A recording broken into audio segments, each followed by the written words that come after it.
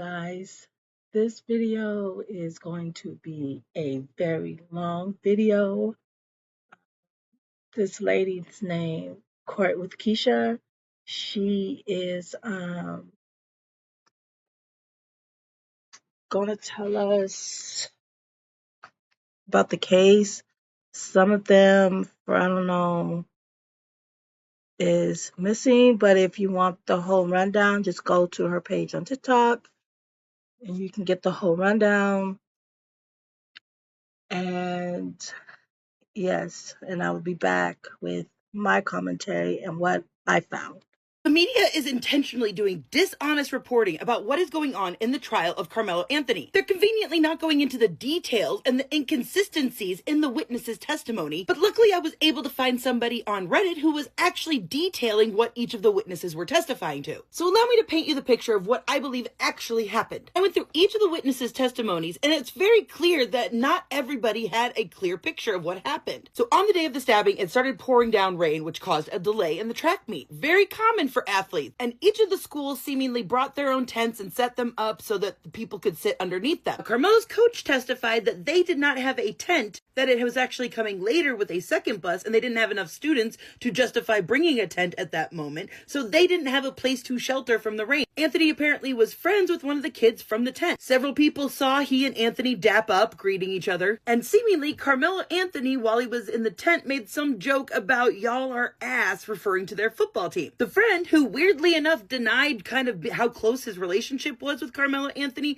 said that it was a joke. And by the way, Karmelo Anothny is not only the captain of the track team, but he was also captain of the football team. His senior year had been cut short because he had had an injury, a very severe one, and his shoulder was messed up. He had to wear a sling for part of the year. They also don't mention that Karmelo Anothny was already in the tent before the Metcalf twins entered it. It wasn't until the Metcalf twins came to the tent that they seemed to be the ones who had a problem with him being there. And it's pretty inconsistent across the 9 witnesses from the incident about where Austin's brother even was during this. Some said that he was right next to his brother. Some said that he was in the back of the tent. Some said that he was a couple bleachers down. Witness said that they heard Anothny say, "I'm a nobody," when students were asking why he was under their tent. And there doesn't seem to be any consistency on what the words Anothny was saying. And while they're trying to say that Anothny is the aggressor, the person that he was in there seeing literally thought it was funny, and he took out his phone and pretended to record it. I personally don't believe that. No teenager just pretends to record things, especially since one of the witnesses said that after the incident, students were passing around a phone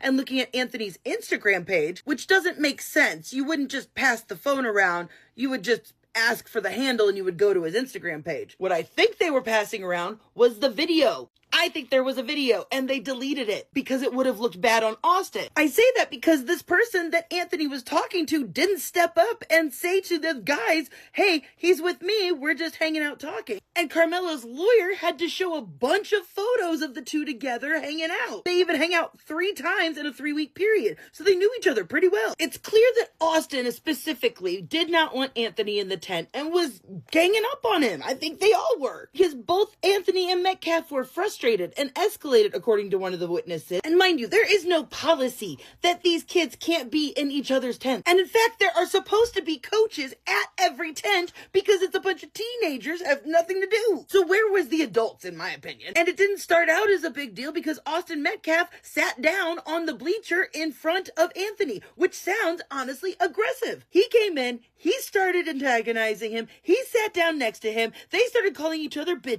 And nobody is consistent with the shoving part. Some say it was a small one-handed shove. Another witness said, and I believe this is the true story, that there was minor pushing for a couple of minutes. That both Austin Metcalf and Karmelo Anothny were angry and aggressive. Several witnesses say that they didn't believe Anothny when he was bluffing, but Metcalf and Anothny were frustrated and it escalated, and some called the shove a nudge. And one of the witnesses, turns out, told the cops that Anothny had told a joke and that Metcalf had pushed on Anothny in a lineman move, which is an inward and upward motion. Some of the witnesses said that both of the Metcalf brothers were ganging up on Anothny. And I think these kids have a very skewed perspective of what defending them was, because they said that Anothny said, "You're not going to move me, you're a bitch." The witness told the jurors Austin was defending us. That's not defending you. I think y'all went through a very traumatic effect, and you can't come to terms with the fact that I think your friend was the aggressor. but you can't say that he deserved it. So obviously this guy has to be the perpetrator. It has to be his fault. It has to be a murder. Some of the kids were giving different statements to the police last year, right after it happened, like not mentioning the cursing. Another witness characterized Austin's putting his hands on Karmelo as a warning. The witnesses across the board all pretty much agreed that this lasted 4 to 6 minutes. If someone is harassing you for 4 to 6 minutes, as a woman, I too would be grabbing my backpack and unfolding the blade in there because things were progressing. This witness said that Austin Metcalf tried to force Anthony out. After Metcalf put his hands on him, that's when he got stabbed. If this had been an actual problem and not just a couple of kids bullying the black kid they didn't know under the tent, then they would have gone and gotten an adult that should have fucking been there to begin with. And that is very obvious on cross-examination of a witness when the lawyer said if Anthony and a friend were outside of the tent, what was wrong with that? And the witness, who was also on the football team and was part of this little group, said it was because of the proximity to the tent. But every witness who saw the stabbing said that Karmelo was sitting on the bleachers and that Metcalf was standing up and pushing him. Anthony never got out of his seat. And not only that, the wound and the blade prove that he did not even try to stab him. He just held it out and Austin went on the blade. You know how I know this? Because the blade itself is 3.5 inches long. Everyone said that Austin leaned in to push him and Karmelo stabbed him. There's no dispute about that.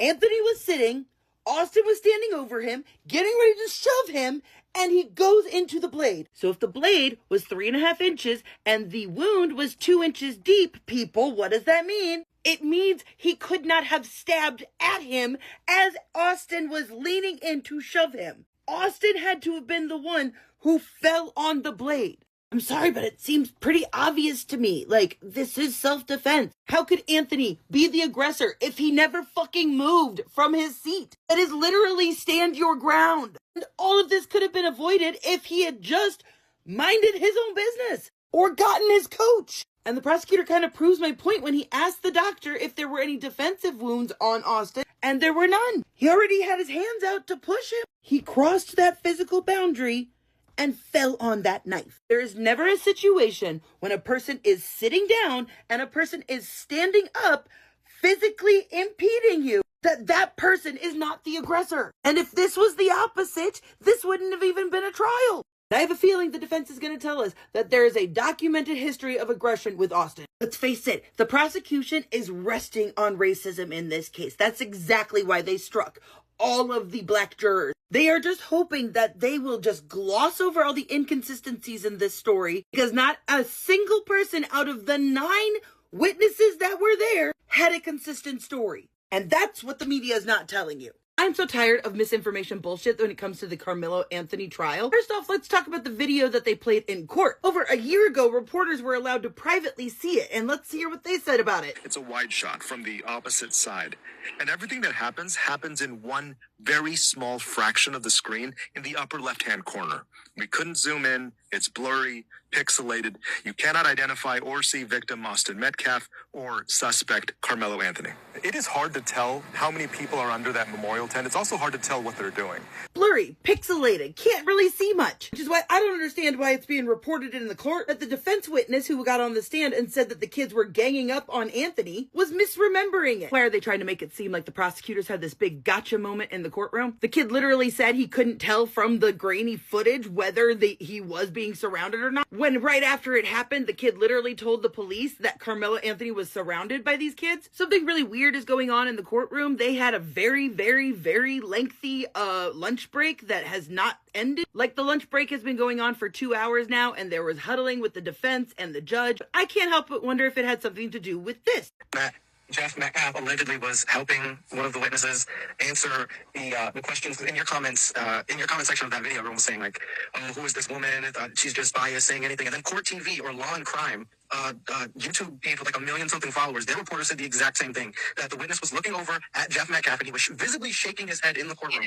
So if everyone else was able to see that and Judge Roach was kicking people out for whispering, how is he not seeing a witness look over at someone in the gallery and giving answers? Yeah, that's right. The victim's father was apparently coaching someone on the stand as they were answering questions. Blatantly looked at him, he shook his head no, and then the kid said no. And I want to know why not a single one of the witnesses for the prosecution had mentioned anything about the backpack that apparently Austin stole. Then he said, you need to move. He's like, make me move. Austin grabbed his backpack.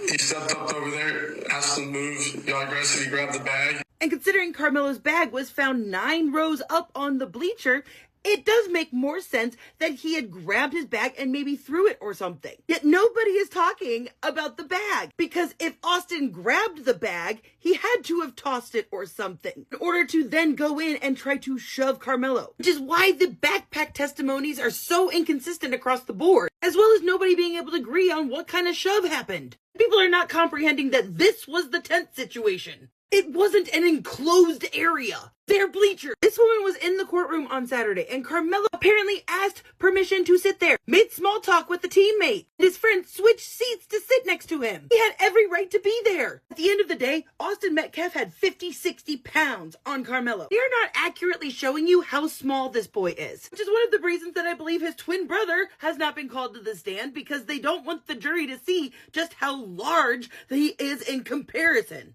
Remember, captain of the track team, captain of the football team. They don't just hand those titles out to problem children. And if you're still having doubts that he didn't fear for his life, just imagine, look at the size of these people. Now I want you to do a little experiment to yourself. Go sit your butt down in a chair. Grab a friend and try and role play for a minute. Try to act it out. See if it's possible for you to be the aggressor from a seated position while somebody this large is standing over you. I'm having a lot of trouble finding somebody who's actually tweeting things as they go in the courtroom today. So I'm doing the best I can. I'm probably going to do a whole nother video later just summarizing everything. But personally, I think they need to call Hunter to the stand. I think he needs to testify in his own defense, because all of the witness statements are so shaky and so inconsistent. I think we need to hear straight from him. And y'all know how I also know that the video that they're showing in the courtroom is absolutely not, without a doubt, showing what happened? Because they would have leaked that shit to the public already. I just keep digging and digging into the Karmelo Anothny testimonies, and I am finding more and more evidence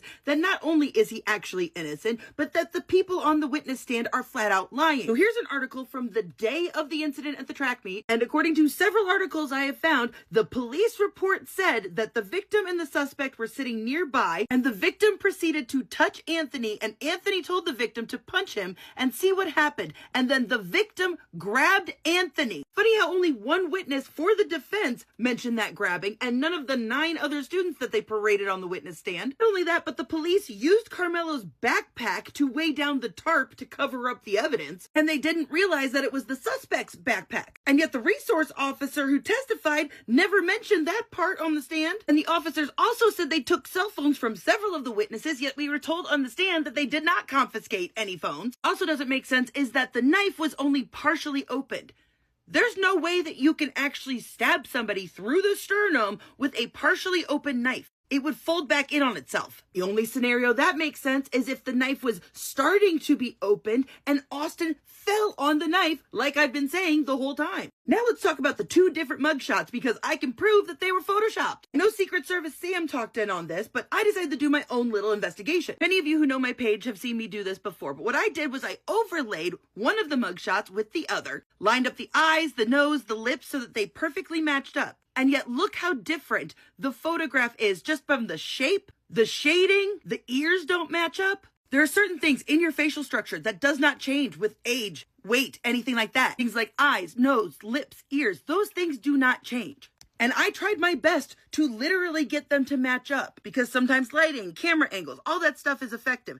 I did so much manipulating that it is impossible for those things to have not been changed. And in the course of me trying to figure out how these pictures could line up, I noticed the most solid evidence that this was photoshopped. And I can't believe none of us have noticed it before, but where's his shoulder? Why does the darker skinned picture of Karmelo not have a shoulder over here? Watch. Look at it. Where is it? There is no way that that shoulder would look like that. He looks like he has no arm. And if you look, it's not a bad quality picture. This quality is just fine. What we have is someone who not only darkened his skin, but got rid of all of his like wrinkles and crevices in the process. And they went over his details on his face and they sharpened him. That's what the little fuzzies around here do. That is the result of the sharpening of the pixelation. I've done it many times myself. And if you look closely between the two, you can see the remnants of the photoshopping. And if you zoom in and line up this ear, you can actually see where they made major mistakes in the Photoshop. They accidentally photoshopped part of his ear out. See, right back there. And then if you look right here, right there's where the tool messed up. That is a little line. You can see right here where they blurred out his eyebrow. They did this not only to prejudice the jury, but to cover up Anthony's freaking injuries. Notice how they gave him literally different color lips. Pink lips don't all of a sudden become brown in low lighting. Notice how the nose is less swollen. As a makeup artist, I can tell you that these lines are genetic right here, and yet they are missing in this picture. You can even still see the remnants of this lock right here that they literally photoshopped out right here. And you can tell it's the same photo by the highlighting, because notice how the middle of the forehead is highlighted and the sides are dark with the faded remnants of this highlight right here. As you can see, I perfectly lined up the ear here. And when you go back and forth between the two pictures, the locks don't look the same, right? Well, I want you to watch very carefully what happens to the proportions as I start playing with them, stretching it and elongating and zooming in. Watch. Notice how these locks all of a sudden are going to be lined up. And then this lock right here is going to suddenly line up. And you can see where they edited it and added more hair. You can really see it with this lock right here. And this is such a unique shape right here. There's no way. And the mere fact that the family is with the judge in this picture is enough. Here's the prosecutor, here's the judge, here's the Metcalf mom, and there's Jeff Metcalf right there. And let's go ahead and peep where the judge's hand is on her, right on the hip. Because it can't be the dad, can't be him. His arm is right at his side. Being comfortable enough to put your hands right there on a woman means you are close. And supposedly, the parents were seen outside on the phone trying to convince Austin to come to court because he was being called by the defense to testify. That's why there was a freaking 3-hour delay. And so I'm really confused on what happened behind those closed doors. The witness not showing up along with this picture and the clear evidence of Photoshop is way more than enough for either a mistrial or, if they find him guilty, an appeal. And let's stop pretending that if it was the other way around, this wouldn't have even gone to trial. Closing arguments are officially done, so let's go over the defense and the prosecution's closing statements in the Karmelo Anothny trial. The judge told the jury today that the lesser charge of manslaughter could be considered, and I found it really interesting that the prosecution decided to forego their initial closing arguments. But apparently, Texas law for criminal cases, they always get the last say, so the defense attorneys actually presented their closing arguments first. And they laid out some very compelling arguments, in my opinion. Starting with Austin Metcalf had no legal right to use force to eject Karmelo Anothny from that tent. Nobody had a problem with him being there until the Metcalf twins showed up. He said that Melo had an absolute right to defend himself against Austin and Hunter because they are giant freaking kids, and how do you know in a split second of chaos when it's too late to defend yourself? Who in their right mind would wait? If you wait too long to defend yourself, it's meaningless. And he also pointed out the inconsistencies of the children's statement that they had a bias because, you know, Austin was their leader. It was a shove. It was a hit. It was a lineman drill. Karmelo had every chance to flee. The exit was right there, and yet he stayed, found his coach, and everybody on that track said that he was crying. Clearly, he didn't intend for him to die or get hurt because he said he's not gonna die. And apparently, one of the witnesses, funny how we didn't get this little part, said that Austin reportedly said, "If you don't move, I'll beat your ass." And as much as we may not like it,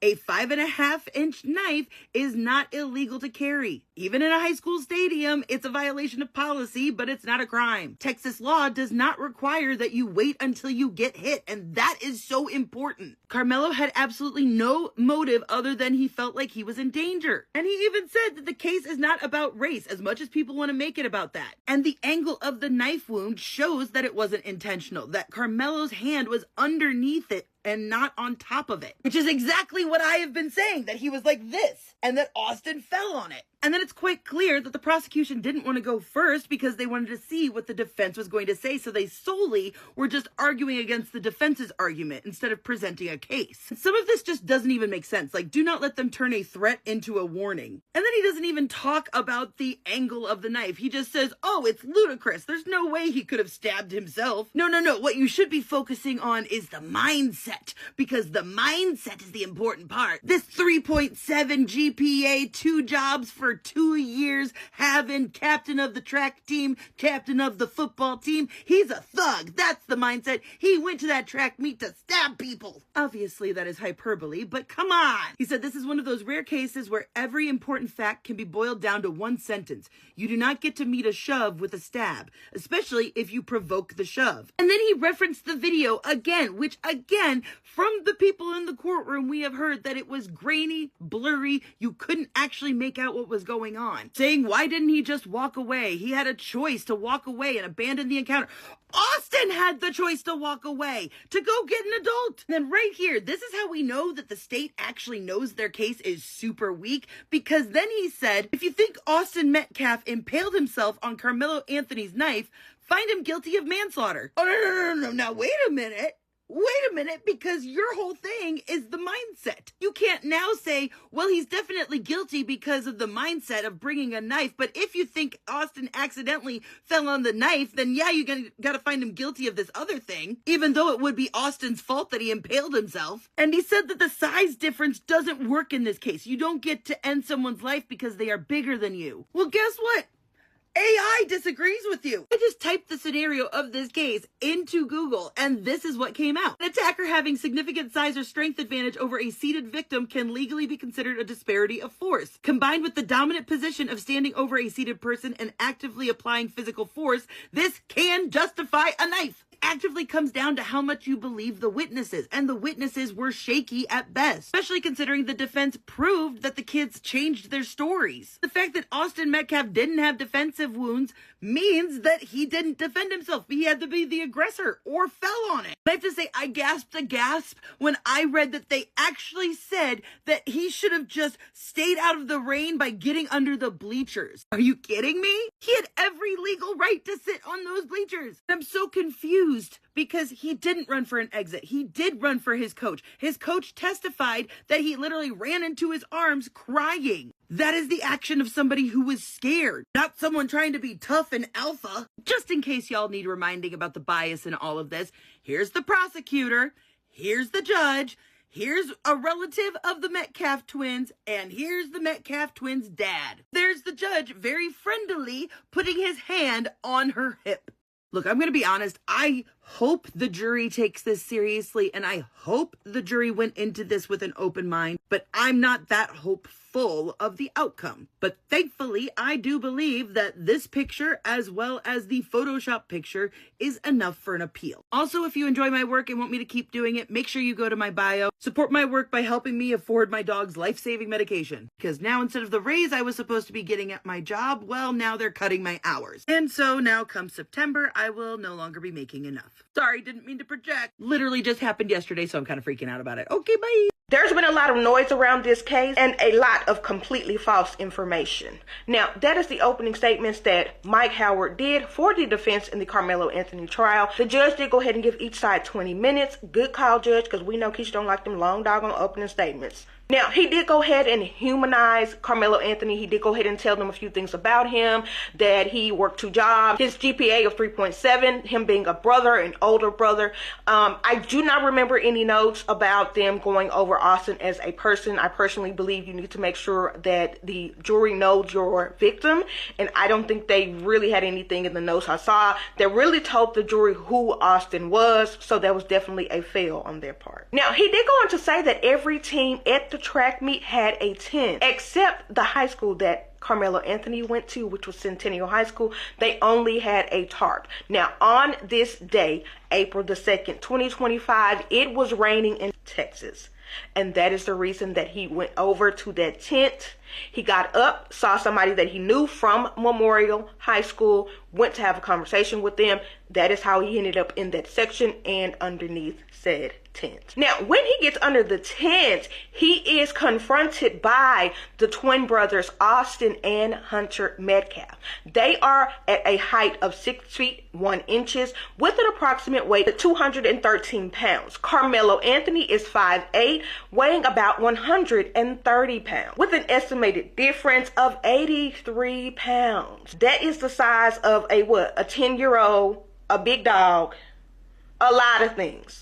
Just for reference. Now, the tone that was received according to Karmelo Anothny's attorney is that he did let him know, you on some time I'm not on. So as long as you don't touch me, we cool. It does not seem to be any contesting of this. Austin did put his hands on Karmelo Anothny first. He did go ahead and push him, and then that is when Karmelo Anothny responded the way that he did. Now, Attorney Howard did go ahead and say that in that moment before the actual incident, in between, the words being said and I'm being pushed, he says that at that time, Karmelo Anothny was forced to make a decision in the chaos. Robert Starr came to the stand. He is the head coach for track. He also does football conditioning. And so most of these doggone athletes and all of these coaches, multiple sports, we are a sports state. If you have any confusion, we is serious about sports. We serious about a lot of stuff, but sports is one of them, and weapons is next. He is the person that they allowed to talk to us about Austin. So he went over Austin and Hunter together as twins.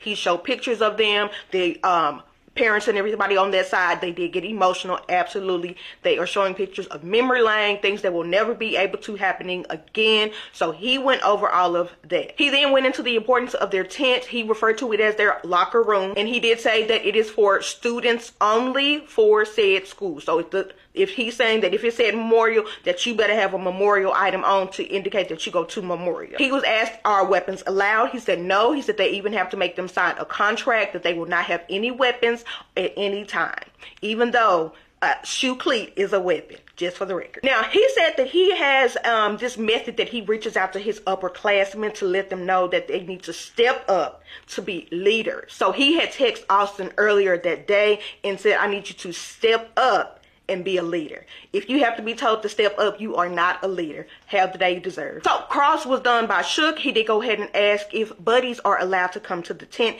He said, no, I'm not used to that. And he definitely wanted to reiterate that it is policy for security reasons and personal items. And then he did say that he was not aware that Centennial High School did not have a tent on that day. And then the third witness on the stand was Tiffany Wheeler from Memorial High School. She is the athletic trainer. She pretty much co-signed what the coach said, that it was the locker room, and then she heard them screaming and she saw Austin, and then she was done. I am Keisha. The channel name is Court with Keisha.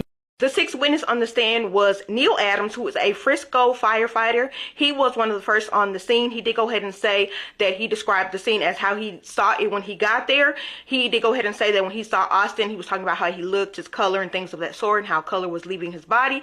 He did also say that he had no pulse. Witness 7 on the stand is Officer Eduardo Cortez. He is a Frisco Police Department resource officer. He was assigned to the middle school. I believe it is Staley. I might say that wrong, but Staley Middle School. He was assigned to the middle school on April the 2nd.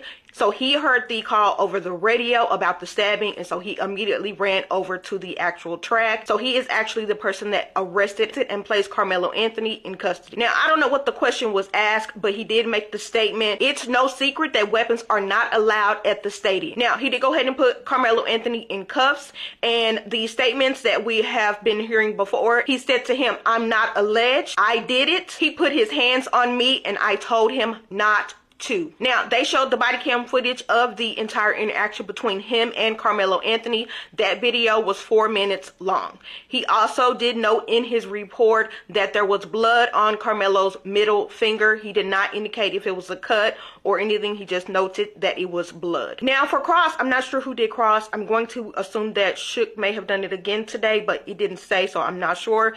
But on cross, they did ask him, do you remember Karmelo crying with you and the other officer in the squad car? And he says, I cannot testify to that because I never saw his face. I was only going off of the tone of his voice. And then he did go ahead and make a couple of statements that really said yes or no. So the first one was he resisting? No. Not struggling? No. Not continuing to run? No. So he answered all of those statements. They were not real questions. They're really statements. He did answer all of them with the answer of no. And if you have any confusion on why anybody would bring a weapon to a property they should not have said weapon at, I already answered that in this video. If you need any clarity beyond this video, the immediate response is to block me. Always have the day you are supposed to have. I am Keisha. The channel name is Court with Keisha. Defense attorney Toby Shook said, I'm absolutely not the one to play with. Do go ahead and do me a favor and get down off of the bench and let's recreate the scene. Make sure your money go where it's supposed to go, okay? If you missed that, start over. Now, he says Karmelo Anothny is sitting down with his backpack on his lap. Now, all of the other conversation has taken place at this exact moment where he is sitting with the backpack on his lap, okay? Sitting down. All right. He says Austin is directly in front of him, standing up. He says that is when Austin puts his hands on the shoulders to push him, shove him, however you would like to use that verbiage, to push him. At the exact same time he is pushing him back, Karmelo inserts his hand into the bag. He reaches up and stabs. That is why he got stabbed in his heart. He is standing over him to push him. He's leaning back. He grabs in, stabs. Austin falls back. He gets up and runs. It is also being said that the people underneath the tent, I'm not sure how many specific people, it was more than one person, did call Karmelo Anothny's bluff, that he had something in the bag. So he is stating that they called his bluff. Not just they didn't believe him, they called his bluff. Those are his words. If you have any confusion, again, find the block button. I am not the one to provide any additional clarity for you. Have the day you deserve. Witness 11 is from Memorial High School as well on the track team. I'm seeing conflicting information about him. Some stuff says he's 18. Some stuff says he is 19. Some stuff had his name. I'm not going to even play with none of that. Witness 11. Now, Worski did the direct, and he did say that when Karmelo came into the tent, he seemed like he came from out of nowhere. He said that he was suspicious of him as soon as he came into the tent. He says he did not see any conversation between Karmelo Anothny and the said friend that he was in the tent to speak to. He says he saw no communication with that doggone person. He said that you could tell when he was being asked to leave the tent, he was not going to budge. He said, Austin said, quoting, "You don't have anything in that backpack. This is Frisco." Now, he says he did not see the stabbing because Karmelo Anothny's back was to him. So it sounds like he may have been behind him if his back was to him. So he said he did not see the actual stabbing. He says Hunter was not involved. He says that Karmelo Anothny wanted to pick a fight. He was asked, did Austin want to pick a fight? And he said no. Now, attorney Mike Howard did go ahead and get up and do cross. And he did go ahead and ask for a little bit more clarity on that push. And he said it was more like a lineman move where it was inward and outward. So it was like that is kind of what it sounds like he's describing. How the fuck do you not start a fight if you put your hands on me? Yeah, make that make sense. Okay. Good luck with that. And again, these disclaimers are going to keep coming because y'all think Keisha is somebody to play with. I do have a playlist that says disclaimers. You should check it first before you send me anything ignorant, okay? Make sure you do that number one, okay? Because in there, I very clearly, and I mean very clearly, advise y'all every single chance I can. I am biased in all ways. My biases is that my opinion is the only opinion that matters. I do not get my opinion on anything from anyone. It is all me. Therefore, if you have an issue with that, you are in the wrong place. Because you cannot change anything about me. You are coming to my space to accept me. If you have any need and or goal and or desire, you are in the wrong place. I am absolutely come as you are. Which is why this is called Court with Keisha. It is my space. My disclaimer playlist tells you that in multiple different languages if you need it, okay? It tells you real nice. It tells you real nasty. It tells you real disrespectful. And it tells you real straightforward. Any other language is in there, okay? Always have the day you deserve. I'll be back. All right, next, understand we have witness 12, and he is 16 years old. I don't know if he was 16 then or if he's 16 now. Memorial High School. He did say he saw Karmelo Anothny walking into the tent. He was like, who is that walking into our tent? He said he was questioning why he was in the tent. I don't know if that meant he was questioning in his mind or if he questioned out loud or if he questioned with his face. He did question when he saw him. He says he saw Karmelo Anothny talking to his friend. He says they had like a little brief conversation and that was it. Now, he says that the interaction where Austin put his hands on Karmelo Anothny was a light push or a little nudge. And they put in the notes, specifically, this is their note, not mine, that is different than what the previous two witnesses said, because it kind of sounds like they're trying to say he said like he did it with one hand versus the two hands the previous two students said. That was their note. That's the best I got. But he did say that Hunter was right there. He did not say if Hunter said anything. They do have another note that says that is different than what the other two said because they said Hunter was not involved. It does give the indication that Hunter was standing there, but he did not say anything. That is my understanding at this time. It is what it is. Now, he says after the actual stabbing that Karmelo walked away, jogged, and then run, and then he was calm. And then Attorney Shook did go ahead and do cross, and he seems to have only got out of him was Karmelo Anothny and Austin on one row apart, meaning Karmelo was up this side and then Austin was down here. Like they weren't on the same row. There was a difference on the rows that they were on. And that was the 16-year-old. Child, the reporters are over and so the fuck am I. It's been a long day because people do not know how to act. But they so over it that none of their notes are consistent. Like some of them put the school, some of them didn't. They put an age, some of them didn't. Some of them they was writing whole paragraphs early in the day. Some of them they done wrote 2 or 3 lines. So they's over it, okay? I'm over it too. Witness 13, I believe it was a boy. I'm not sure. He said something about his sister saw the stabbing. He said Hunter was several bleachers away from the rest of them. What? He said the push was one-handed. Over it. It was more like a touch and not a push. Over it. They did say attorney Mike Howard got up to do cross and he was trying to reiterate to the jury that these statements are inconsistent because that's what it sounds like to me. Even with just going through these, I done went to multiple different people's stuff to try and get and piece things together. They are all over the place, okay? So if they all over the place, that's how they send it in the doggone courtroom, okay? So he was trying to reiterate that to them because us understanding as adults is different than them understanding as, you know, young adults and teenagers. Best I can tell you. Now, witness 14, I do believe it is a girl that went to Liberty High School. Some stuff referred to her as a girl, but some stuff all said that all these people were teenagers and young adults. Somebody else said this was a woman. I don't know. She said that she heard the commotion, so I'm not sure if she's the sister to the guy before her. Maybe that's what that is. Maybe this is his sister, because we ain't got nobody's damn name. She says she heard Karmelo Anothny make the statement, and it was in quotes, if you want me to move, you're gonna have to move me. And then because she is black, and it is multiple places say she is black, they asked her, was this about race? And she said no. And then the last witness was another teen. I believe this was a boy. I don't know what school he went to. All they wrote down was, he said, touch me and see what happened. How long was he understanding? All y'all got is one sentence from me.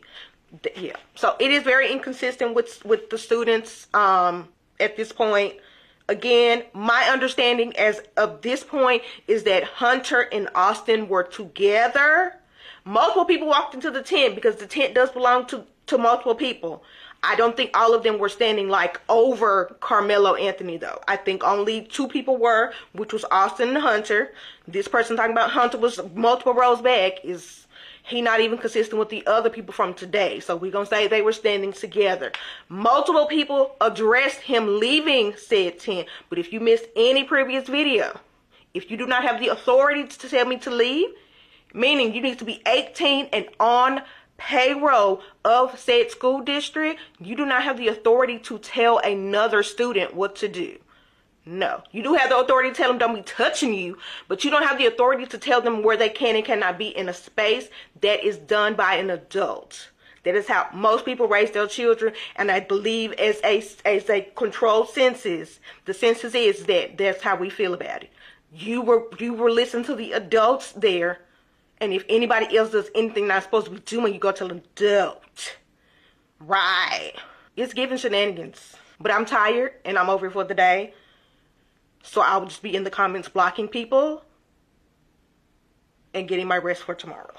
The defense's first witness is Coach Adam Linwood from Centennial. He also coaches football. Attorney Mike Howard is doing direct. Now, of course, he starts with talking about the track culture that he is used to as a coach. Okay, I'm more in line with his normalcy. Okay, track culture is more relaxed. He said it's hours of downtime. Right. You might have one event at 8 and the next one be like 11 or 12. What you gonna do for 2-3 hours? Just sit there? He asked him, does that lead to a more relaxed atmosphere? And he said yes, of course. He said at his school, kids did not get kicked out of a tent if they came over to a tent, and he was unaware of any policies that anybody else may have had, that was the rule, that nobody was allowed in anybody's tent. He was not aware of a policy, okay? Policy and culture are two different things. The culture that I am used to and that he is used to is what he's referring to. This policy that they're now talking about, because it is now a policy, but prior to, it was not a policy that you could not go to somebody else's tent. It was culture for a lot of people to be in and out of other people's tents. I remember the reference point. Tara and Hunter from the Olympics. Okay, they did YouTube channel. They met in high school. He is a double amputee. They met in high school. They talk about how their track culture was the same in 2 different states, that they walked around and went into each other's tents. Okay, that's normal for a lot of us. Then he asked him why did Karmelo's football season end early, his senior football year. He said because he had a very serious shoulder injury, so he was in a shoulder sling for quite a period of time. The reason that they did not have a tent that day is because they did not have the manpower to get the tent on the bus, and there were people that needed to be there early, and Karmelo was one of those people that needed to be there early for his event. There was supposed to be another bus coming later in the day that was going to have a tent, but at the time that they were getting there, there was not a tent because there was not enough manpower. Worst kid did cross, and he was the one who asked about the tent again. He asked about the tent again, and that's when he told him that the other bus was coming. He asked, do you know why Karmelo was roaming around the bleachers? Roaming, sir? He said no. He said, is there any reason that a coach should have a knife? And he said no. He picked up the knife replica and asked, this is not a cleat sharpener? And he said no. I hope that wasn't confusing. He was saying that the item that he picked up was not a cleat sharpener, so he was agreeing with him that it was not. Witness number 2 for the defense is a former Centennial athlete. I do believe he may have did both track and football. Attorney Mike Howard did direct, and so he did ask him, what is the difference between track culture and football culture? He said track culture is more relaxed. He said it's a lot more people at the track meet. I do think he is referring from an athlete state of mind, which means there are more people there that are athletes than there are on the team of a football team, because the football team is going to have the 11 plus players, and then a track team is usually going to be 20 plus people, okay? And then those events be all day long broken up into different... Babe, we used to be at track meets at 6 o'clock in the morning until 9 o'clock at night, sometimes later, and then had to drop people off all day. He said that if he had a friend at another tent, he would go and talk to his friends. That was regularly kind of how he just did things. So if he had another friend in a tent, he would go to his friends and speak to them, you know, if he saw. That he was never told that he could not go to a tent. He was never told, like, that was a policy as well. Then on cross, it didn't say who did the cross. If you were asked to leave, would you leave? And he said yes. Then he was asked, have you ever brought a knife to a track meet? And he said. The third defense witness is a 17-year-old from Memorial High School. He said his understanding is that Karmelo was called over to the actual tent by a Memorial student. Now, he told investigators that Karmelo said, nobody has a problem with me but you, to Austin. He also says that Austin said something to the effect of, I'll beat your ass. So he was the one cussing. Okay, guys. He said that in a moderate tone. So he was talking under your breath? Bad. He said that during the actual argument portion of whatever was said, because we really still don't know, because everybody's told us 5,000 different versions of the story. He said that Austin moved up a row, that he was one row between him and Karmelo. So it sounds like it was 2 rows between them. He moved up 1 row, and it was still 1 row between them.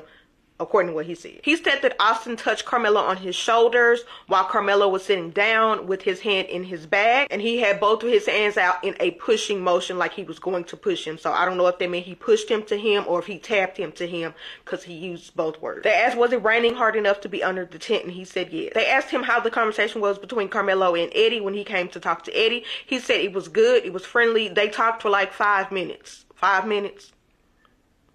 He said that Hunter is actually the first person that said something to Karmelo, like, what are you doing here? He said the first person that said that was Hunter. Then they asked him, you told the investigator that Hunter does not take any disrespect, and he said, no, I'm the same way. Zero tolerance. He said at some point in the conversation, Hunter and Austin both stood up. Now on cross, who was in the wrong and who was in the right? Karmelo. After you said all of that, he was in the wrong. Bet. And they asked, did Karmelo provoke this? And he said, yes. That was the last witness of the day. If my eyes didn't look cross-eyed, you know it's giving. I'll see y'all Monday. So witness 16 is from Memorial High School. I believe he is 16 years old. He said that he knew not to bring a weapon to the track meet. He said that it threw him off to see Karmelo Anothny sitting under their tent. He says that Karmelo was provoking Austin. He says that Austin put his hands on Karmelo's shoulder. Then he heard Austin say he stabbed me. He says that he did not expect someone to get stabbed at a track meet. And then they asked him if Karmelo Anothny was acting in self-defense. He said no, that is lethal force against non-lethal force. Now, Shook got up to do the cross. Do you remember telling the detective that Hunter popped in to defend Austin? He said yes. And then he said, do you remember in your written statement that you said that Austin had put his hands on Karmelo Anothny's shoulders to intimidate him? He said yes, but it was more of a warning because actions speak louder than words. And then he asked him about Austin's build. He said it was a bigger build, but more broad. And then he said, well, couldn't Austin look a little intimidating? He said, sure, yeah. They not letting me know if the defense did any objections, because I would have objected to the fact that we are leading, because leading is, well, is it self-defense? That's not for you to determine. What he considers as what he did, that's on him. You cannot determine what somebody else considers to be self-defense, okay? Now we saying he was intimidating folks, but it was a warning? How the fuck you warn as an intimidation?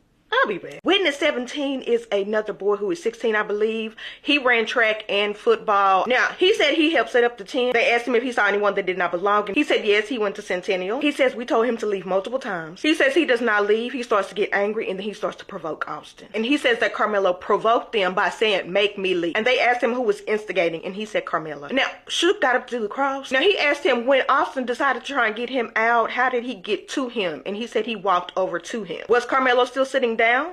I think so. Did he grab or push him? He pushed him with both hands. Now on redirect, what happens next? We just got open-ended questions. Okay. Austin tries to force him out because we didn't have any other choice. Did Karmelo have his hand in his backpack? Yes. Describe the push from Austin. It was a little push. You gotta push. Austin Metcalf meant a lot to you. Yes. Now, I had got lost in my notes, so I don't know what the question was, but he did say this was murder. He said that Karmelo was being stubborn. Recross. He said once it stopped raining, that's when Karmelo was asked to leave. But as long as it was raining, it was okay for him to be under the tent. And he asked him, you said that Eddie called him Mello, right?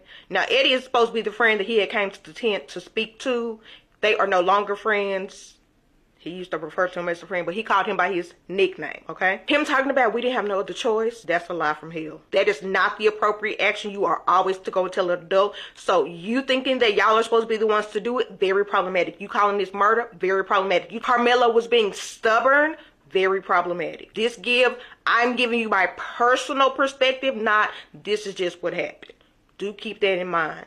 Everybody's entitled to their own emotion stuff. Witness 18, I believe this is another 16-year-old. I don't know how all these people are 16 years old, but anyway, child. He says that Karmelo Anothny sat next to him.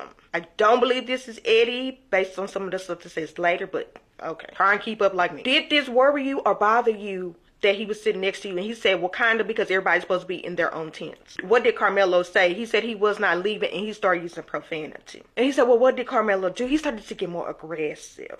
Now, what does he say next? Fuck y'all, I'm not leaving. Y'all a bunch of pussies. Really?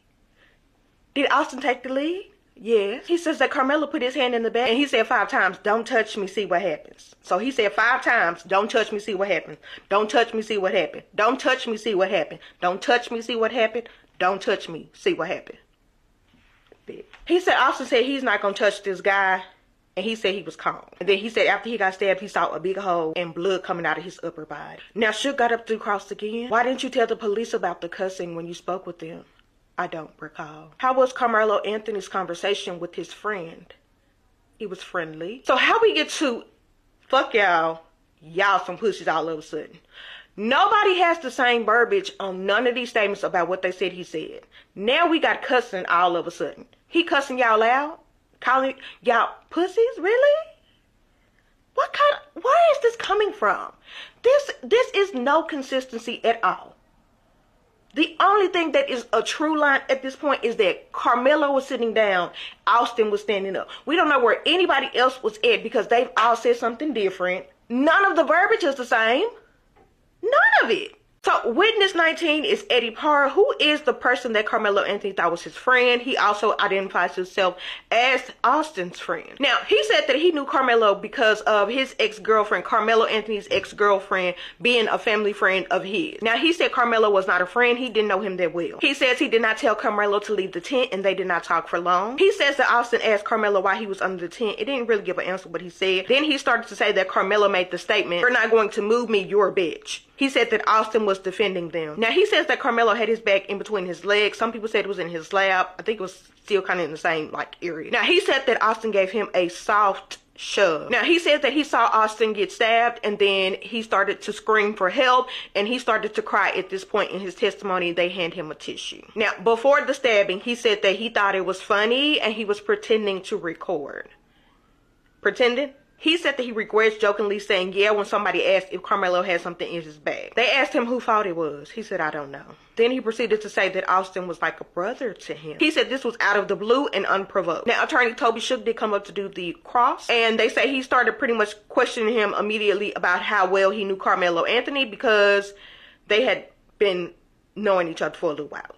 And so he showed multiple pictures of them together, including one with the ex-girlfriend's mom's birthday, her 50th birthday, a Halloween party, and a basketball game. You're telling me you don't know him? And he said, well, we knew each other. Now, they asked him about his interview with Officer Riley. It sounded like they were trying to refresh his memory on something because one person had in there where he said it was like, does this refresh your memory? What they were trying to refresh his memory on specifically, I'm kind of confused on. And so he asked him, what did Karmelo say in the tent? And he said, y'all are all bad or y'all are all ass. And it didn't say what he said. It just said taunting them. And then when asked, why didn't he intervene? He said, I didn't feel like I needed to, and I was talking to other people. He said Austin was sitting down at first, but got up and they both called each other a bitch, meaning Karmelo called him a bitch, and then Austin called Karmelo a bitch. And he said that he only saw Austin push him with one hand. So after 3 days of testimony, the state did go ahead and rest their case in chief. The defense did go ahead and do a directed verdict. If you are new to watching trials, a directed verdict is a requirement that the defense must do. Otherwise, the defendant can say ineffective counsel.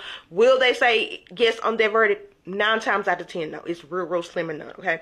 But the directed verdict is saying, hey, judge, they didn't have enough evidence. I don't even know why we here. Why was we wasting our doggone time? Let's go ahead and just dismiss this because it's not enough information for the jury to make a reasonable decision. It's not enough doggone evidence. And they be like, no, they got enough evidence, so go on with your case. So that is what happened. The defense has started their case in chief, so we will see how this goes. Hopefully they don't be going for too doggone long because I'm very tired at this point. Exhausted. I took a little nap and it didn't do nothing for me. Energy drink gone, just.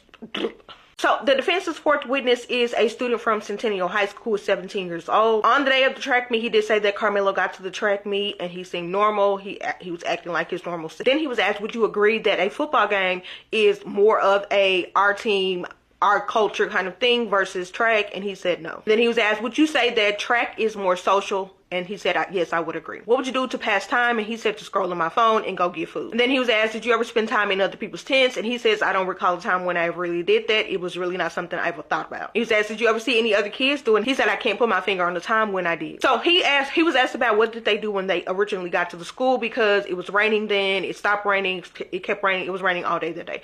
He said that when they got there, they went to the baseball dugout because they didn't have a tent, of course, and that was really the only place that they could hang out together. So they had all pretty much went to the dugout, then they went to the field because it stopped raining, but when they got out there, it started back raining. And then once they left the field, they all kind of went their own separate ways, and that's when Karmelo went to the bleachers, and some other people went to the bleachers, but they kind of all went their own separate way. Now, when the commotion kind of started, he said that he heard the noise, and so he was focused his attention in that area under the tent for memorial, but from where he was, he could not see everything, but the noise level did bring his attention to the area. Now, he was talking to somebody else. I'm not sure if he was talking to another teammate or who he was talking to, but he was talking to somebody else, and he was like, it seems like my teammate is in trouble.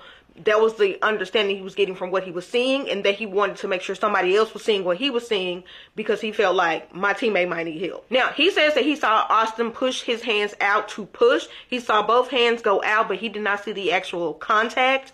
And he said that when Karmelo stabbed him, he was standing up. And then later on, of course, he said that he saw him with the coach because he was down on the field. So he saw him when he was with the coach crying, talking about, I told him don't touch me. And then they asked him, do you know if Karmelo is in the wrong? And he said, I don't know. And attorney Mike Howard did direct. I forgot to say that. And then Worski did the cross, and he asked him about the dugout, and he said, if you were asked to leave the dugout area, would you leave? And he said yes. And he asked, have you ever brought a knife to a track meet? And he said no. On redirect, he said, I think you described the way that the other people in the tent were was a U-shaped around Karmelo. And he said yes. So he described it as a U-shape from where he was on the field, that it looked like a U-shape was surrounded by Karmelo. But this definitely lets you know how things change, because you sitting at the track meet and how you pass time is being on your phone and going to get food.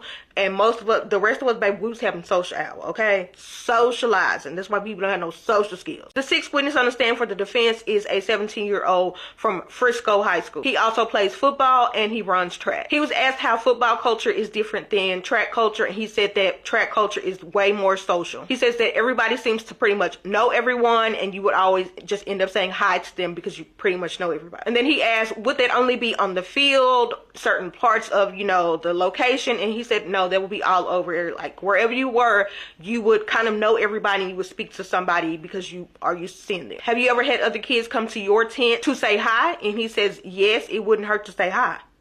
Duh. And they asked him where he was during the majority of this situation, and he said he was by the gate. And they asked him, did anything happen that you took notice to? And he said that everybody was standing up. And they asked him, do you remember saying that it looks like somebody's trying to stop a fight? And he said yes. And he was asked, did you see Karmelo make a swing-like motion? And he said yes. And they asked him what happened next, and he said someone got stabbed. And then for Cross, somehow in here, they showed him a video because they referenced back to it, saying, do you remember seeing this video? And they said, a lot of what you said was guessing, and he said yes. Then they said, do you remember the video I showed you? And he said yes. It showed that you didn't see what you thought you saw, and he said yes. And he said, I'm not trying to put you on the spot. It was no other way to put him on the spot, to ask him this question you finna ask him. You was putting him on the spot. He said, after you saw the video, you didn't want to testify. And he said, well, I wanted to do the right thing. That could only mean you said, I told you I saw this. I did not see this. So what would I be coming here to say? So I couldn't testify for you. Correct. He couldn't testify for you. That's why he a defense witness. Because he couldn't say what he saw was accurate because you showed him video and he said, oh, that's not what I thought I saw. So what you would want him to say, he couldn't say because that's not what he saw. But the other stuff that he saw, that for sure he saw, he could testify to that. You didn't want him to testify to that. So, yeah, you did mean to put him on the spot because you're trying to make it seem like he didn't want to testify at all. He didn't want to testify for you. Oop, there's a difference. There's a difference there. Spotted. Today's closing arguments is being done by Bill Worski. As I am recording, they have already given the case to the jury. So, do know I, of course, am behind because it takes time to edit and make sure all the captions are correct. So, I'm behind. Do not let them turn threat into warning. You heard the testimony, it was a threat. On defense's testimony that Austin could have stabbed him, that's ludicrous. What should be important is mindset. He took a knife to attract me. That's mindset. This is one of those rare cases where every important fact can boil down to one sentence. You do not get to meet a shove with the staff. They said he was confused because the twins were coming at him. Again, trying to turn threats into warning. There's no fuss on this thing. It went from 0 to 100. Thank goodness we have video. The video tells the story. Why didn't he just walk away? He had a chance to walk away. He could have abandoned the encounter. Whether manslaughter will apply to this case or not, if you think Austin impaled himself into Karmelo's knife, then find him guilty of manslaughter. And on the witnesses, they said that Karmelo provoked him. Why self-defense does not apply. You can meet deadly force with deadly force in Texas, but you cannot meet force, a shove, with deadly force, a stab. Size different, it doesn't work in this case. You don't get to kill someone because they're bigger than you. Self-defense is a reasonable belief, a belief that will be held by an ordinary prudent person at the situation as the defendant. It has to immediately be necessary. Where was the immediate necessity? To plunge a knife in an unarmed young man. It's not self-defense, folks. It's murder. Murder, plain and simple. No one standing up, surrounding Karmelo. The Memorial kids hadn't turned on him. The video was so important. You could see with your own eye how normal that day was. Did Austin have defensive wounds? He never saw it coming. If this case is really about a young man that was trying to stay out of the rain, get underneath the bleachers.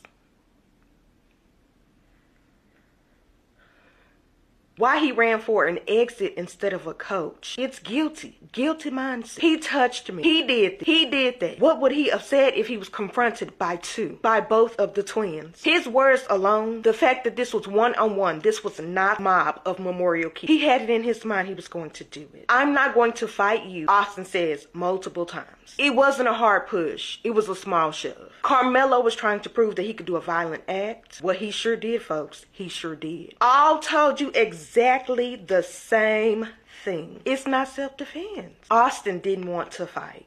It's a tragedy for everyone involved.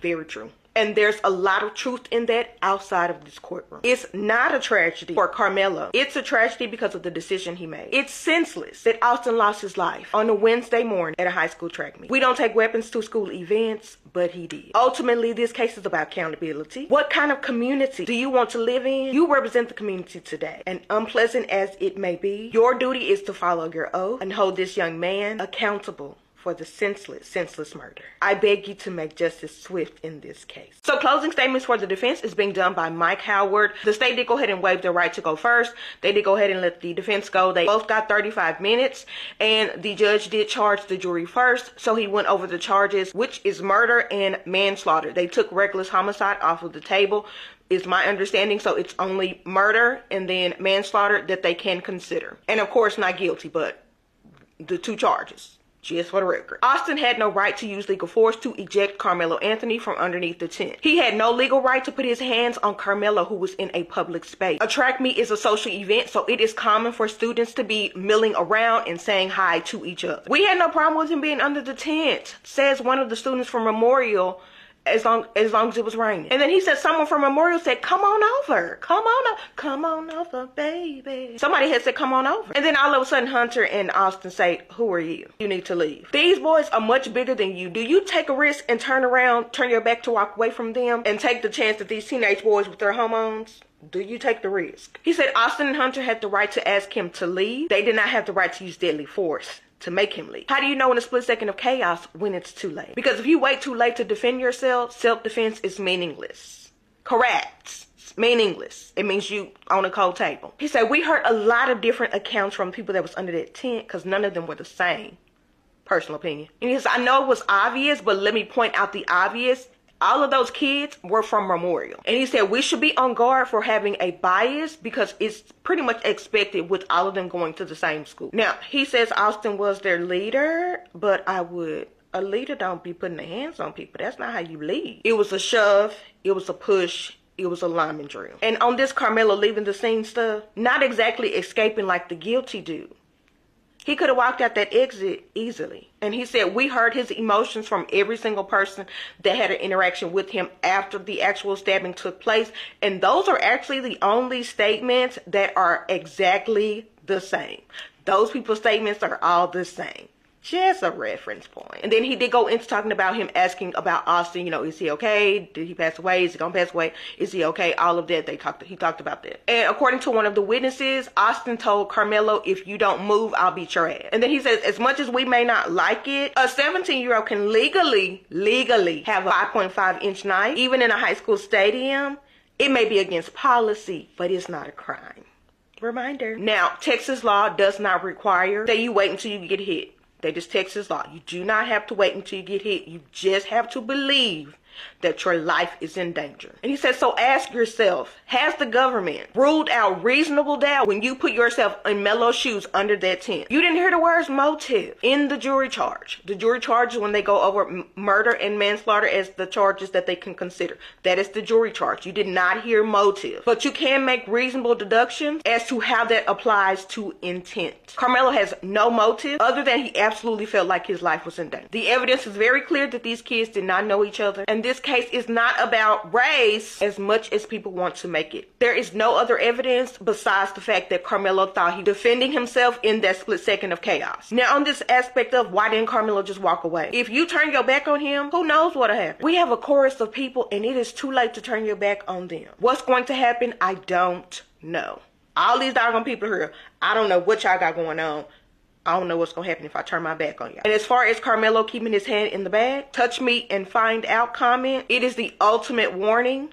It is the ultimate back off. Closing arguments are officially done, so let's go over the defense and the prosecution's closing statements in the Karmelo Anothny trial. The judge told the jury today that the lesser charge of manslaughter could be considered, and I found it really interesting that the prosecution decided to forego their initial closing arguments. But apparently, Texas law for criminal cases, they always get the last say, so the defense attorneys actually presented their closing arguments first. And they laid out some very compelling arguments, in my opinion. Starting with Austin Metcalf had no legal right to use force to eject Karmelo Anothny from that tent. Nobody had a problem with him being there until the Metcalf twins showed up. He said that Melo had an absolute right to defend himself against Austin and Hunter because they are giant freaking kids, and how do you know in a split second of chaos when it's too late to defend yourself? Who in their right mind would wait? If you wait too long to defend yourself, it's meaningless. And he also pointed out the inconsistencies of the children's statement, that they had a bias because, Austin was their leader. It was a shove. It was a hit. It was a lineman drill. Karmelo had every chance to flee. The exit was right there, and yet he stayed, found his coach, and everybody on that track said that he was crying. Clearly, he didn't intend for him to die or get hurt because he said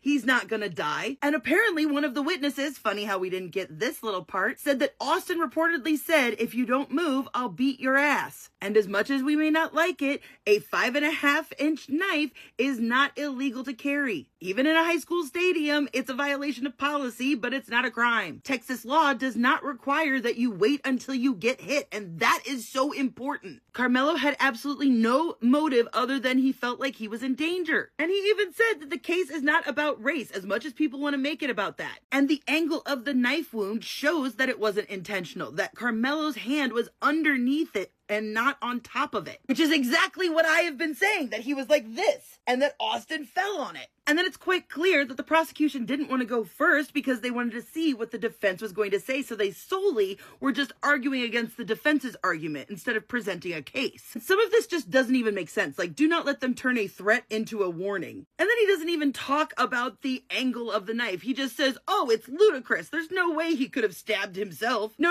What you should be focusing on is the mindset, because the mindset is the important part. This 3.7 GPA, 2 jobs for 2 years, having captain of the track team, captain of the football team. He's a thug. That's the mindset. He went to that track meet to stab people. Obviously, that is hyperbole, but come on. He said this is one of those rare cases where every important fact can be boiled down to one sentence. You do not get to meet a shove with a stab, especially if you provoke the shove. And then he referenced the video again, which again, from the people in the courtroom, we have heard that it was grainy, blurry. You couldn't actually make out what was going on. Saying, why didn't he just walk away? He had a choice to walk away and abandon the encounter. Austin had the choice to walk away, to go get an adult. And then right here, this is how we know that the state actually knows their case is super weak, because then he said, if you think Austin Metcalf impaled himself on Karmelo Anothny's knife, find him guilty of manslaughter. Oh, no. Now, wait a minute.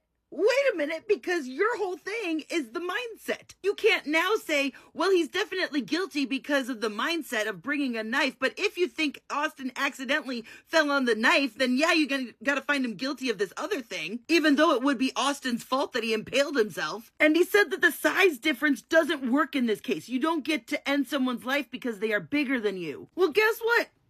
AI disagrees with you. I just typed the scenario of this case into Google, and this is what came out. An attacker having significant size or strength advantage over a seated victim can legally be considered a disparity of force. Combined with the dominant position of standing over a seated person and actively applying physical force, this can justify a knife. Actively comes down to how much you believe the witnesses, and the witnesses were shaky at best, especially considering the defense proved that the kids changed their stories. The fact that Austin Metcalf didn't have defensive wounds means that he didn't defend himself. He had to be the aggressor or fell on it. I have to say, I gasped a gasp when I read that they actually said that he should have just stayed out of the rain by getting under the bleachers. Are you kidding me? He had every legal right to sit on those bleachers. I'm so confused because he didn't run for an exit. He did run for his coach. His coach testified that he literally ran into his arms crying. That is the action of somebody who was scared, not someone trying to be tough and alpha. Just in case y'all need reminding about the bias in all of this, here's the prosecutor, here's the judge, here's a relative of the Metcalf twins, and here's the Metcalf twins' dad. There's the judge very friendly putting his hand on her hip. Look, I'm going to be honest. I hope the jury takes this seriously, and I hope the jury went into this with an open mind, but I'm not that hopeful of the outcome. But thankfully, I do believe that this picture, as well as the Photoshop picture, is enough for an appeal. Also, if you enjoy my work and want me to keep doing it, make sure you go to my bio. Support my work by helping me afford my dog's life-saving medication. Because now, instead of the raise I was supposed to be getting at my job, well, now they're cutting my hours. And so now come September, I will no longer be making enough. Sorry, didn't mean to project. Literally just happened yesterday, so I'm kind of freaking out about it. Okay, bye. 35 years, they did go ahead and sentence him today. The jury did go ahead and decide that 35 years was the time frame they felt appropriate for Karmelo Anothny for taking the life of Austin Metcalf. When asked if they wanted to put on any case as far as the deliberation portion, they waived opening statements. His mom is the only person that got up to say anything, and she said, "He is my oldest, he is my firstborn, he will always be my baby, I love you very much." And then they asked her, does he regret what he did? And she said, yes, he's very sorry for what he did, and that was it. And then they went to do their deliberation. Now, there was a factor they could have considered, which was sudden passion, which could take off 2 to 20 years, but they would have to believe that the victim provoked the actual murder, which I did not think they would think so. So, unfortunately, I don't think that it was worth really mentioning, so I did not mention it earlier. But I do personally still feel like 35 years for a 19-year-old who this situation happened in high school, who was a good kid, no criminal history, no record in school of being in trouble, 3.75 GPA, this is a life sentence. If you want me to say that exactly the way it is in the record, it's 35 years, it's 35 years, okay? But to Keisha, who does commentary on court cases, this is a life sentence to me, in my opinion, which is what you are here for, my opinion. I am Keisha. The channel name is Court with Keisha. All right, you guys, I'm back. Well, this video is already long, so I'm just going to keep it short and just say my opinion. This trial was very, very short. I think it was probably like a week and a half. Maybe I never seen a trial this rushed before. And from what I read on NBC5 on their webpage, they have it um, day by day, I think all 4 days, and time stamped. And then they know like the witness, 17, this, that, right? And they got the whole rundown, what they said. From what I've read, the only things that were consistent was Austin and Carmelo. Carmelo was under the tent. People didn't know why he was under the tent. They were wondering why he was there. Some people say that he was talking to Eddie. And then um, they say that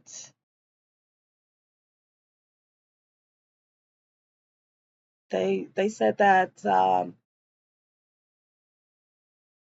Carmelo had his hand in his bag and he was saying, "Touch me, see what happens. Touch me, see what happens. Touch me, see what happens." Or whatever, right? And they said that Carmelo was like, "You gotta get me up," or something like that, or whatever, because they said that Austin asked him to leave. Another person said that they asked, like 15 other people asked Carmelo to leave. One person walked up from the field and said, "Hey man, you need to leave. Like you shouldn't be under this tent." One person said it was heavy rainfall, that was why Carmelo was under the tent, you know, and a lot of them said Carmelo was the aggressor, he was the provoker or whatever. And then they said that us Carmelo had his head in his backpack, and Austin said, "Oh man, there's nothing in there. This is fresco." I don't know what the hell that means. And then all of a sudden, they just say Austin gets stabbed, and Austin goes, "Oh, my chest," and then he lays down or whatever. And then they see blood. They open up his shirt. There's a huge gap where his heart was. Austin was gone. He was gray.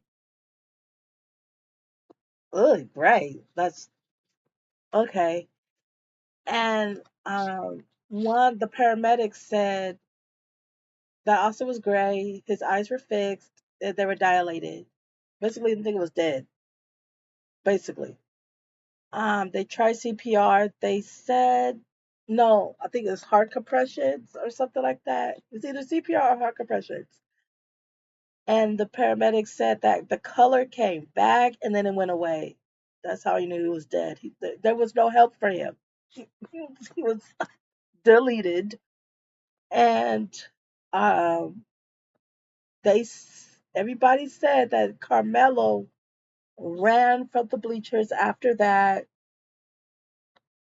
Um, and he went to get his coach and he was crying and everything. But everybody knew that Carmelo stayed at the scene, basically. He did not leave the scene, he stayed there. And then the officer,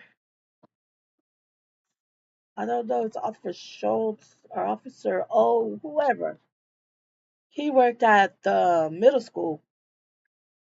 And he said that when he got there, he saw Anthony. They pointed at Anthony and they said, "Put your hands up."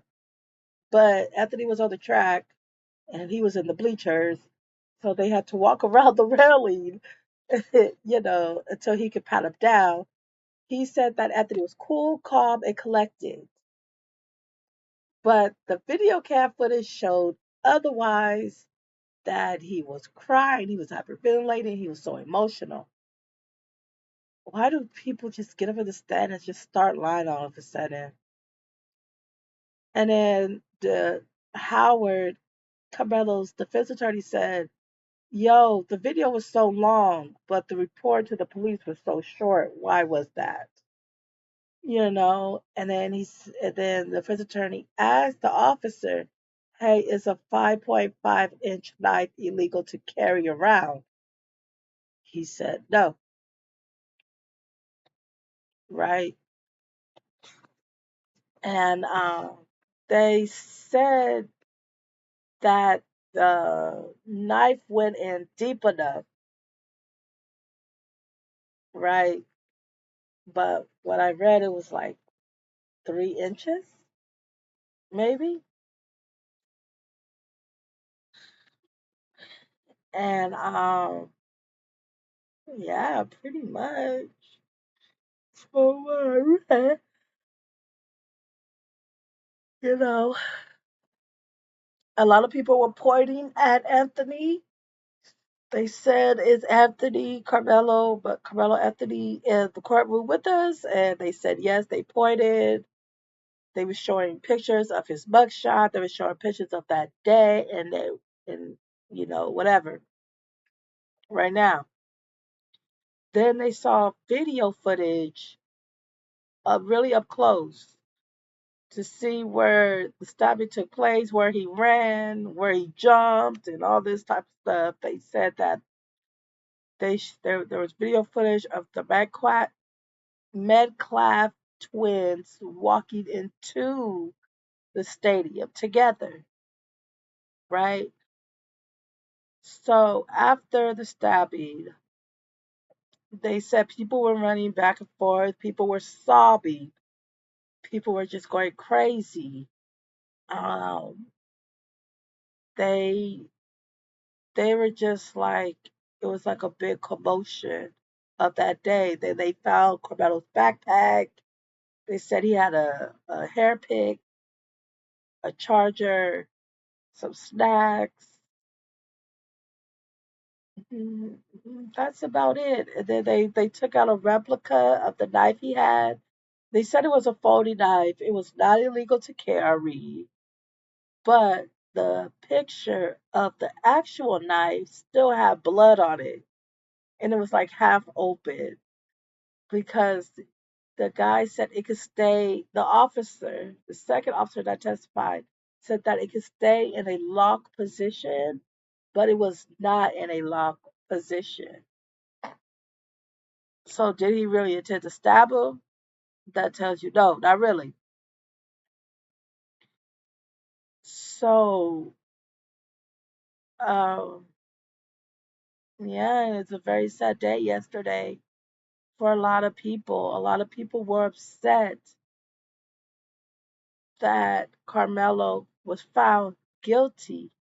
And then a couple hours later, they gave him murder and 35 years.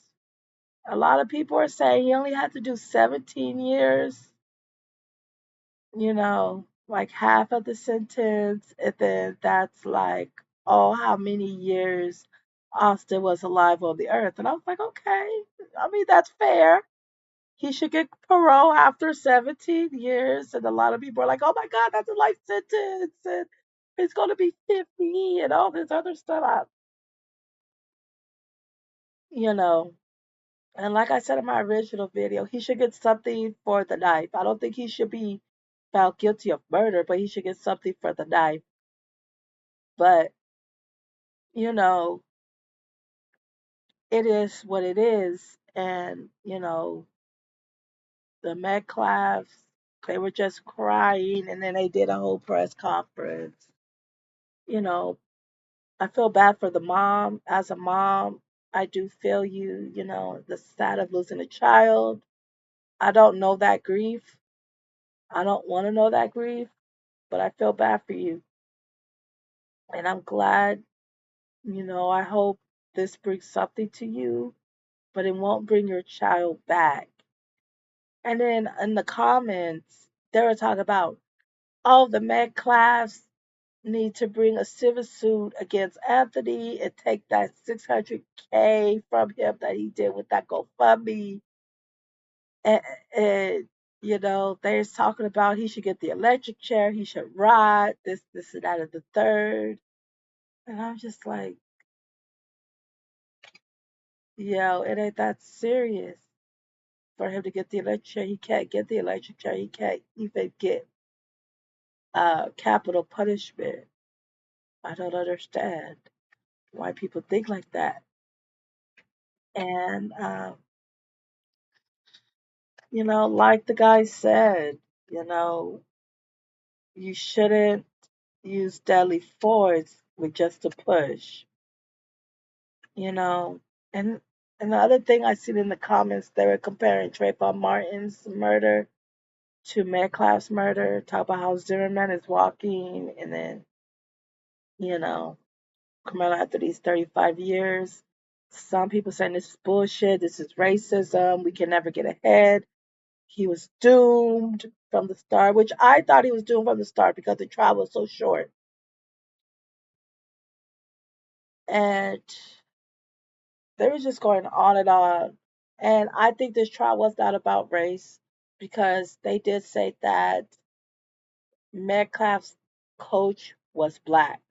So, and then there's talking about somebody said in a TikTok that um Austin wasn't even supposed to be there. That's what I heard, but wasn't he competing if he wasn't supposed to be there? And he's supposed to be an alternative school. I I don't know. There's just so much information going on with this trial. But I do hope Carmelo Anthony gets out in 17 years and they parole him. You know, but hell, what do I know? I'm just a talking head. So the sentencing phase in the Carmelo Anthony trial has already started, and just in case you did not understand or do not realize, typically sentencing will take place right after the trial is over if the person was convicted, and in this case, Carmelo Anthony was found guilty by a jury of murder. So the sentencing phase begins right away. They took a short break. Apparently, after the verdict was read, his mother was just visibly upset. His family was visibly upset, and I can only imagine what they're experiencing and going through right now.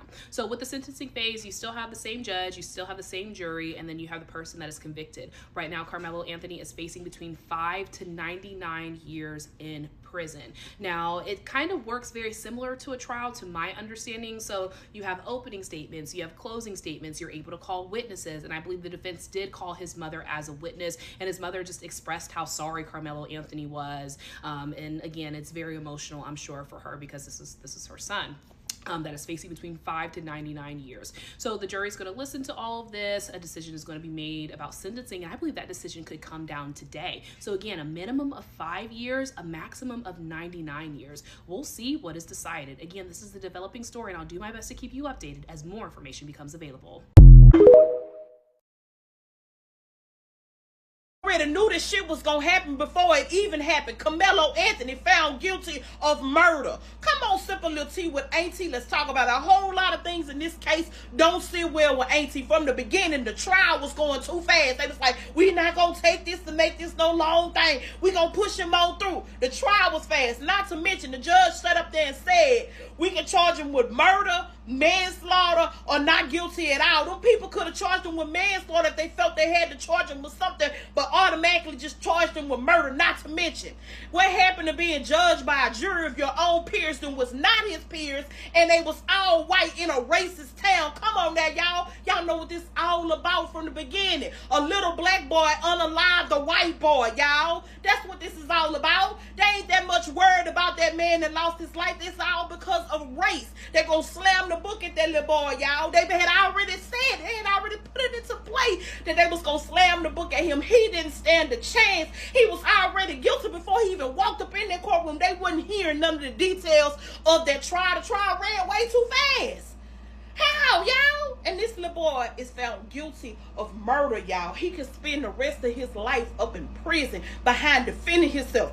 What would you have done? That's the question. I don't give a damn what color your skin is. If someone, and it's multiple of them, and they twice your size trying to do you something, what are you going to do? That's the question. That's it. I should have been up in there. That's the only question that should have been asked at that trial. If somebody 2 times as big as you attempts to cause you some bodily harm, and these people have been known to beat up on people all the time, what would you have done? You would have defended yourself. Yeah, you would have defended yourself. And we all know this too. That's another thing that gets on my last nerves. If the roles were reversed, had them white boys jumped on Karmelo and killed him out there, beat him half to death, they'd have walked away with it. They would have got away with it scot-free, say he ain't had no business being over there. But since the roles are turned another way and his color is not in favor in that predominant racist ass And that shit is wrong. Forgive me for screaming and hollering. I'm pissed because y'all know it's wrong. Bye, y'all. The sentencing phase in the Karmelo Anothny trial has concluded, and a jury sentenced him to 35 years in prison.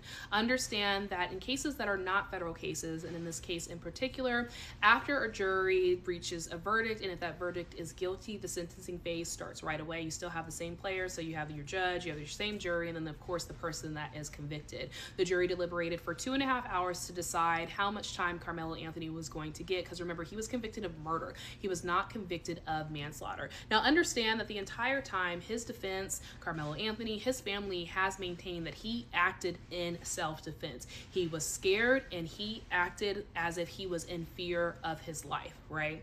But the jury didn't care. They heard all of the evidence and they still decided to convict him. And then after 2.5 hours, they decided to give him 35 years. Now, some people are saying he has to serve half of it. Some people are saying he has to serve 75% of it. I'm unsure how time works when it comes to state prisons, because I believe that's where he's going to be going. But all I know is that if he has to serve the entire sentence, that he won't be out until he is in his 50s. This is just such an unfortunate situation. And again, this is a developing story, and I'll do my best to keep you updated as more information becomes available, especially if the family is planning to appeal the verdict. America is fucking racist, and we should all be in an uproar because they found Karmelo Anothny guilty when the trial itself shows and proves that the boy is not guilty of anything besides protecting his damn self. Let's go over some facts, okay? There was an all-European jury. That right there is not a fair jury and trial of your peers. He didn't have not a peer in that motherfucker. 9 witnesses testified, okay? And it came out that it's possibly a video that was passed around, yet they don't want the video showed because the video is going to show that Austin was the aggressor. Now, the friend that Karmelo Anothny was visiting under the tent is basically trying to act like he don't even know Karmelo, like he ain't know him like that, and he didn't invite him under the damn tent. Several people testified that Karmelo was under the tent first and that Austin was the aggressor. It was also stated that the incident went on for about 4 to 6 minutes of Austin bullying Karmelo for no reason. Karmelo never moved him from his seat. They was having a shoving war and he was sitting down, and then Austin came up on him and kind of like landed on the poker. Now, another crucial thing that we must acknowledge is that Austin's dad is friends with the judge that just was the judge on this trial. Like he's friends with this man, and you think a fair trial has happened? Y'all found this boy guilty of defending himself, but y'all let child go for point blank murder. I'm so sick of it. Trigger warning, I have some sad news. Once again, trigger warning, I have some very sad news. They have found Karmelo Anothny guilty of an M. This comes at a time when most of us knew what they were trying to do, honestly, from the beginning. When there are pictures showing up of the prosecutor, the Austin's dad, and the judge taking photos at certain events, and an all-white jury, I don't know what a lot of us expected, as if it was going to be fair.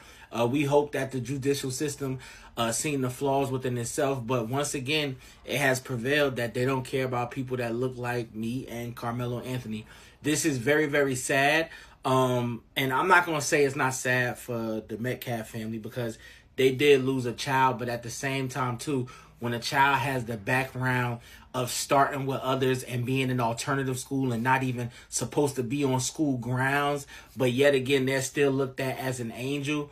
When you know the situation and you know how it went down, and you guys still tried to portray it as these kids were the ones being violated, when the kids that it happened to were known to be bullies and carrying around firearms and things of that nature. This is a very sad time, and I'm just so tired of talking about stuff like this. It's like we keep on continuing to take L's. Prayers go out to the Anthony family. And I stay on my people at the end of the day. That's just how I feel right now. And I'm kind of pissed off. I definitely am. Usually I try to stay neutral, but that's why I kind of backed away from the situation when I started seeing how they were trying to do him wrong in this judicial system, not even putting a black person on the jury. Prayers go out to the Austin family. That's all I can say. This is sickening. I'm just here to bring you guys the news. I'm just the messenger. Karmelo Anothny was found guilty. They literally fucked over him. I really don't give a fuck how y'all feel. So don't come my comments with all that like I would give a damn. But let's be for real. I knew he was going to be found guilty. Again, I knew he was going to be found guilty. But I thought maybe that they would give him manslaughter and not first-degree murder. They literally gave this teenager first-degree murder for defending himself. And I'm not even going to get on here about no racial stuff because I'm not even the type of person to get in stuff talking about what the black and the whites do. I don't do that. But let's be real. That trial was not fair at all. Not fair at all. And if I was his family, I would definitely try to fight harder if they have the resources to do so. I know everybody just not wealthy and just not able, but god damn. I really just pray over my unborn son because I just really hope that God keeps his hands on him and just... Child, I don't know what I would do. To end up in that situation, I just know that shit is very hurtful for the family, for both families. You know, like, it's just so crazy. And I just, child, I'm really sending my prayers out to that family because that baby is torn. I just know he is. First-degree murder. Y'all, I am fucking upset. I am outraged at this fucking verdict. Ain't no way in hell Karmelo Anothny was going to get a fair trial with an all-white jury. They have set that boy up in so many ways. The damn judge is cool with the bully's father. They're hanging out. They're putting gag orders here, and I'm so upset I can't even think straight. It's like Texas is a stand your ground state. It's like black people don't have the same rights. Like, there's no way that he should have been charged with murder. He shouldn't have been charged with shit. If that was a white boy who stabbed a black person, his ass would be off walking scot-free. I hate this racist ass country. And y'all know what? If y'all would have got y'all asses out and voted like we warned y'all and told y'all to, we won't be dealing with this racist shit. We would have a justice system that will put an end to all this discrimination, this racism, this injustice. This is why voting matters. Y'all need to stop being so easily brainwashed, stop being radicalized, stop being easily influenced by white supremacy. And there's midterm elections going on today. Today is Tuesday, June 9th. This should make y'all get y'all asses out and vote even more. So you can flip all this racist shit. Get out and vote blue today. This is it's never been a game. Like, I'm praying for Karmelo's family. I'm praying for him. But Karmelo, don't worry. The ancestors got you. You know, the people, we got your back. We know you're innocent. Like, this is some backwards, fucked up shit. The judge is friends with the bullies, the white supremacist bullies' father. Like, those thugs. The whole group should have been charged. And they don't want to blame it on Karmelo. Oh, I'm so upset here. Lord, burn Collin County down. Yo, 35 years. 35 years is crazy. So they just gave the Karmelo Anothny boy 35 years. And I thought the case was open and shut, if I'm being honest. But when I heard it was in Texas, I heard it was a African-American male, no matter the age. When I heard it was an all-white jury. When I heard it was an all-white judge. When I heard that the judge was friends or he was connected to the dad somehow and the DA. And when I heard all that, I knew they was going to, they was going to make you guilty. They was going to make you guilty. Now the family too, everybody that's involved, the one that lost their life, I don't condone killing. I'm going to put that out there. But you just physically killed this young man and he was forced into a position, a situation that he didn't want to be in. When somebody approached him and laid hands on him, they testified that he wasn't the aggressor and still gave him 35 years at 19 years old. It ain't no justice. It's just us.